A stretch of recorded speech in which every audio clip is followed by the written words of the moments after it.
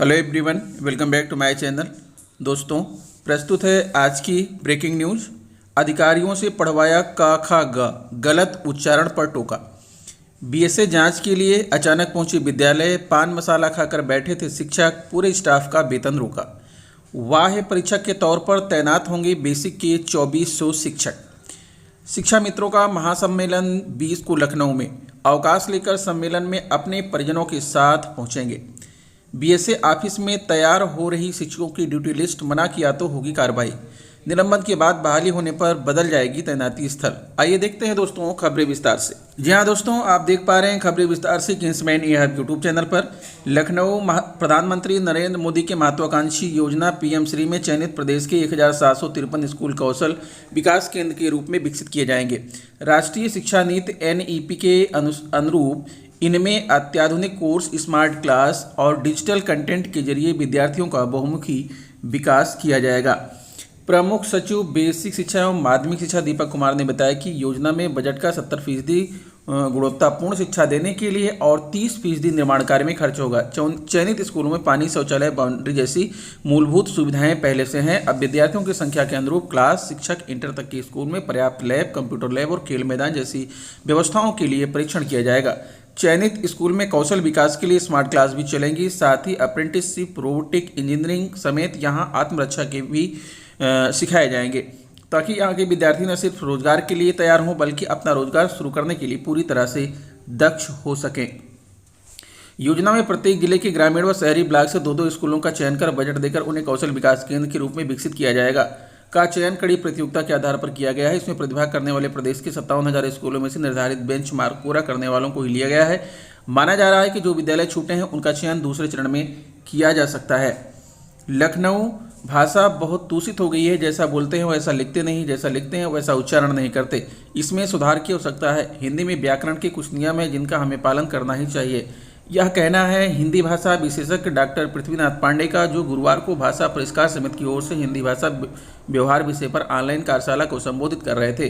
दीनदयाल उपाध्याय राज्य ग्राम विकास संस्थान बीकेटी में हुई कार्यशाला में उप निदेशक, सहायक निदेशक, वरिष्ठ प्रशिक्षक, शोध सहायकों ने प्रतिभाग किया। 2 घंटे की कार्यशाला में उन्होंने कार्यालय में सही हिंदी लिखने और पढ़ने का प्रशिक्षण दिया। इस दौरान संस्थान के अधिकारियों को उन्होंने का, खा, गा भी पढ़वाया। गलत उच्चारण पर टोका भी। कार्यशाला की मुख्य बातें: प्रश्न पूछिए की जगह प्रश्न कीजिए सही है। मत के साथ प्रेजेंट या भारी शब्द जोड़ना गलत है। बहुमत लिखना पर्याप्त है। संख्या की गणना होती है, वह बड़ी या छोटी हो सकती है, संख्या भारी नहीं होती। आधे अक्षर पर कभी मात्रा नहीं लगाते। हवा चलती है लिखना सही है, बहती लिखना गलत है। हवा का बहुवचन नहीं होता। जल बहता है लिखना सही है। फूल नहीं कलियां खिलती हैं। बीएसए जांच के लिए अचानक पहुंचे विद्यालय, पान मसाला खाकर बैठे थे शिक्षक, पूरे स्टाफ का वेतन रोका। प्रयागराज बेसिक शिक्षा अधिकारी प्रवीण कुमार ने बृहस्पतिवार को उरुआ ब्लॉक के 4 विद्यालयों का औचक निरीक्षण किया। इस दौरान 2 विद्यालयों में व्याप्त अनियमितता को लेकर वह खासे नाराज दिखे। पट्टीनाथ राय प्राथमिक विद्यालय की अनियमितताओं को लेकर उन्होंने सभी शिक्षकों का वेतन 1 माह के लिए रोक दिया, जबकि उरुआ तिवारी का पूरा प्राथमिक विद्यालय में व्याप्त खामियों को लेकर नाराजगी व्यक्त करते हुए 15 दिन के अंदर व्यवस्था को सुधारने की चेतावनी दिया। खानपुर प्राथमिक विद्यालय की बेहतर व्यवस्थाओं को लेकर उन्होंने शिक्षकों को शाबाशी दिया। बेसिक शिक्षा अधिकारी गुरुवार सुबह तकरीबन 9:30 बजे उरुआ प्राथमिक विद्यालय पहुंचे तो वहां प्रार्थना हो रही थी। निरीक्षण के दौरान उन्हें विद्यालय परिसर एवं शौचालय में काफी गंदगी दिखी। विद्यालय भवन का बुरा हाल था। कमरों की दीवारों के प्लास्टर उखड़ रहे थे। साथ ही छात्रों की उपस्थिति भी कम थी। इस बात को लेकर उन्होंने सभी व्यवस्थाओं को 15 दिन में चाक चौबंद करने की चेतावनी दिया। बस्ती बेसिक शिक्षा परिषद के लगभग 2400 शिक्षक माध्यमिक शिक्षा परिषद प्रयागराज की परीक्षा वर्ष 2023 में कक्ष निरीक्षक की जिम्मेदारी संभालेंगे। यह शिक्षा परीक्षा केंद्रों पर बतौर वाह्य कक्ष निरीक्षक तैनात किए जाएंगे। माध्यमिक शिक्षा परिषद के विभिन्न विद्यालयों के 617 शिक्षकों की भी सूची तैयार की गई है। यह शिक्षक भी दूसरे विद्यालयों में ड्यूटी करेंगे। यूपी बोर्ड परीक्षा के लिए जिले के 152 विद्यालयों को परीक्षा केंद्र बनाया गया है। गाइडलाइन के अनुसार प्रत्येक परीक्षा केंद्र के परीक्षा कक्ष में एक आंतरिक के साथ एक बाहरी कक्ष निरीक्षक को तैनात किया जाना जरूरी है। डीआईओएस डीएस यादव ने बताया कि जिन शिक्षकों की ड्यूटी बोर्ड परीक्षा में लगाई गई है वह अपना परिचय पत्र बनवाना सुनिश्चित करें। डीआईओएस कार्यालय से बोर्ड परीक्षा के लिए बेसिक शिक्षा परिषद से लगभग 2400 शिक्षक की मांग की गई है। इसके अतिरिक्त माध्यमिक के भी शिक्षक शामिल होंगे। इन लोगों की तैनाती परीक्षा केंद्रों पर की जा रही है। जिनकी ड्यूटी लगाई जा रही है उनसे कहा जा रहा है कि वो अपने विद्यालय के प्रधानाचार्य, प्रधानाध्यापक के हस्ताक्षर से जारी पहचान पत्र डीआईओएस कार्यालय में प्रस्तुत करें। इसी के आधार पर बोर्ड परीक्षाओं में ड्यूटी के लिए पहचान पत्र जारी किया जाएगा। शिक्षा मित्रों का महासम्मेलन 20 को लखनऊ में। अवकाश लेकर सम्मेलन में अपने परिजनों के साथ पहुंचेंगे। लखनऊ प्रदेश के शिक्षा मित्रों का महासम्मेलन 20 फरवरी को लखनऊ से रमाबाई पार्क में होगा, जिसमें शिक्षा मित्र नियमितीकरण की मांग उठाएंगे। शिक्षा मित्र अवकाश लेकर सम्मेलन में अपने परिजनों के साथ पहुंचेंगे।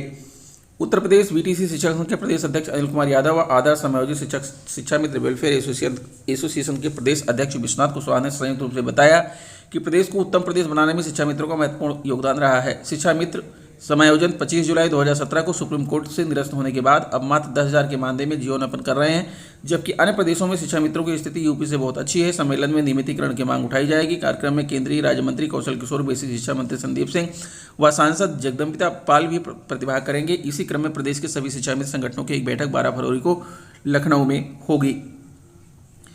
उत्तर प्रदेश माध्यमिक शिक्षा परिषद द्वारा आयोजित होने वाली 10वीं और 12वीं की बोर्ड परीक्षाओं में परिषदीय विद्यालय के शिक्षक और शिक्षा मित्र भी पहरा देंगे। इस बाबत बेसिक शिक्षा अधिकारी ने शासन के निर्देशों के तहत शिक्षकों की ड्यूटी लगवाने की तैयारी शुरू कर दी है। जल्द ही शिक्षकों की ड्यूटी का रोस्टर तैयार कर उन्हें सौंप दिया जाएगा। बेसिक शिक्षा अधिकारी ने बताया कि यदि कोई ड्यूटी नहीं करता तो उसके खिलाफ कार्रवाई की जाएगी। बेसिक शिक्षा अधिकारी विश्व दीपक त्रिपाठी ने बताया कि बोर्ड परीक्षाओं के तहत सभी केंद्र व्यवस्थापक ड्यूटी चार्ट आवश्यक रूप से निर्गत करेंगे। जिस दिन परिषदीय विद्यालयों के शिक्षकों की ड्यूटी नहीं होगी वह अपने विद्यालय में पठन पाठन का कार्य करवा सकेंगे। यदि कोई शिक्षक ड्यूटी पर उपस्थित नहीं होता है तो कार्रवाई होगी। 500 से अधिक शिक्षकों की ड्यूटी। यूपी बोर्ड की परीक्षाएं इस बार 16 फरवरी शुरू हो रही है। शासन द्वारा पूरी तरह नकलविहीन परीक्षाएं करवाने के लिए लगातार निर्देश दिए जा रहे हैं। इन्हें पूरा करने के लिए परिषदीय विद्यालयों के 500 से अधिक शिक्षकों की ड्यूटी बोर्ड परीक्षा में लगाई जाएगी, ताकि परीक्षाओं को बिना किसी बाधा के संपन्न करवाया जा सके। संत कबीर नगर के बीएसए ने बताया कि परिषदीय स्कूलों में तैनात शिक्षक के निलंबन की जद में आएंगे तो उन्हें दोबारा उसी विद्यालय पर तैनाती नहीं मिलेगी। जांच प्रक्रिया पूरी होने के बाद जब बहाली होगी तो ऐसे शिक्षकों को उस विद्यालय पर भेजा जाएगा जो बंद होंगे अथवा एकल संचालित हो रहे होंगे। यदि जनपद में बंद और एकल विद्यालय नहीं रहेंगे तो नियमानुसार छात्र संख्या को देखते हुए तैनाती दी जाएगी। इसको लेकर सचिव बेसिक शिक्षा परिषद प्रताप सिंह बघेल ने निर्देश भेजा है। इससे पूर्व शिक्षकों के निलंबन के बाद बहाली होने पर उन्हें उसी विद्यालय पर तैनात कर दिया जाता था, लेकिन अब ऐसा नहीं हो सकेगा। इसको लेकर विभाग सख्त हो गया है। बेसिक शिक्षा सचिव के निर्देशानुसार यदि किसी भी शिक्षक पर प्रथम दृष्टि दोषी पाए जाने पर निलंबन कार्रवाई होती है और वह आगे की जांच में दोषमुक्त पाया जाता है तो बहाली के बाद उसकी तैनाती उसी विद्यालय पर होगी जहां से वह निलंबित हुआ होगा। लेकिन यदि जांच में दोषी मिलने पर दंड संख्या 1 के साथ बहाल किया जाता है तो उसकी तैनाती विकासखंड के ऐसे विद्यालय पर की जाएगी जहाँ RT मानकों के अनुसार शिक्षक रिक्त पद होगा।